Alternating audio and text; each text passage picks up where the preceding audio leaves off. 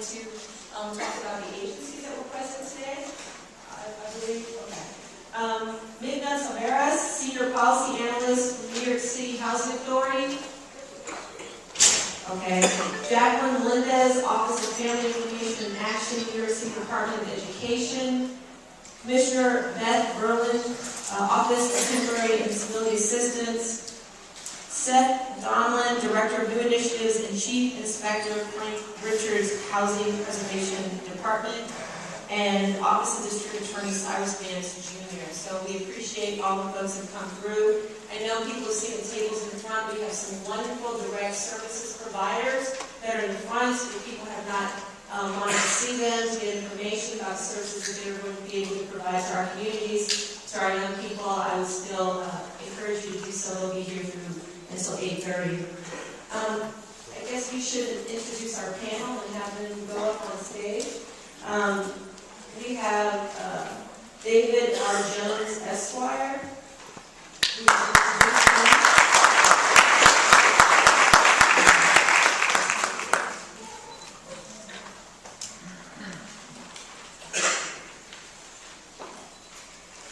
David R. Jones is President and Chief Executive Officer of the Community Service Society of New York, CSS, a nonprofit, nonpartisan non-for-profit organization that promotes economic advancement and full civic participation for low-income New Yorkers.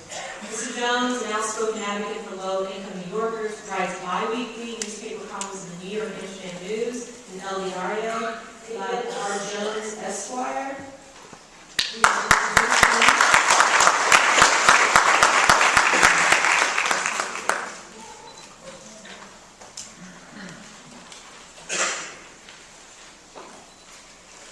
David R. Jones is President and Chief Executive Officer of the Community Service Society of New York, CSS, a nonprofit, nonpartisan non-for-profit organization that promotes economic advancement and full civic participation for low-income New Yorkers. Mr. Jones, an outspoken advocate for low-income New Yorkers, writes bi-weekly newspaper columns in the New York Internet News and El Diario. I want to thank her so much, and she's exactly what we do.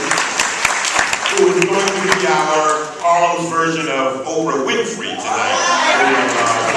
Make sure that all the questions get asked and get answered. We have some pre-filed questions, and we certainly want to get it back to you to create that conversation. I'm told I'm only supposed to speak here for a couple of minutes, and then we go straight to the conversation, if you will. However, there are two things. There are two things that are going on in Albany that I must tell you about. And we have a deadline. We had a big meeting on it today, and quite frankly, it's all we're going to be meeting about. There's an old song years ago, and you can say it with me if you want. Ain't nothing going on but the rain. Say it with me. Ain't nothing going on but the rain. I can't hear you. Ain't nothing going on but the rain. And the verse to it, if you want to be with me, you got to have a what? J-O-B. You got to have a J-O-B. So these are two things in Albany that I'm most concerned about. Rent and job. Rent and job, or job and rent and job. So these are the two major issues. We have to do something on the rent control, rent stabilization bill that's coming forward, and it has to be done by June the 15th. I'm sure that there will be some questions on that, so I won't say any more, but we have some very distinguished people with us tonight. All I can say is use them tonight to answer your questions. The Speaker of the City Council is on her way. That's why we're starting with segment number 2 first, and because she's a very important piece to this community conversation. So with that, I just want to say thank you so very much for coming. The community has responded to our community conversation. With that, I want to say thank you, and I'll give it back to the moderator. Thank you so much. The worst GD program in the entire country. This is the program of last resort. If the young person gets off track, we should at least get them a high school equivalency so they can come back in. This is terrible at this time because now we're seeing even people with our communities with college degrees unable to find work.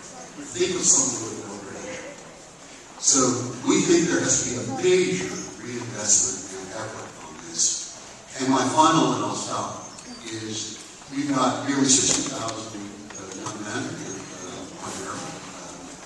incarcerated. We have 23,000 who are on parole. We have literal hundreds of thousands with criminal record. Think of going into this economy with a criminal record that you can turn your life around. No credential.